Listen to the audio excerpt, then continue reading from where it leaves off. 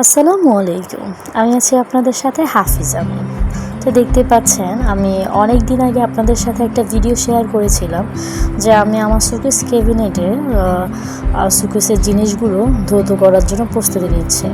তো অনেক দিন হয় এগুলো ক্লিন করা হয় না, তো আজ কিন্তু আমি এগুলোর জন্য প্রস্তুতি নিচ্ছি। এই ভিডিওটা আমার অনেক দিন আগে করা ছিল, আপনাদের সাথে শেয়ার করব বলে আর করাই হয়নি।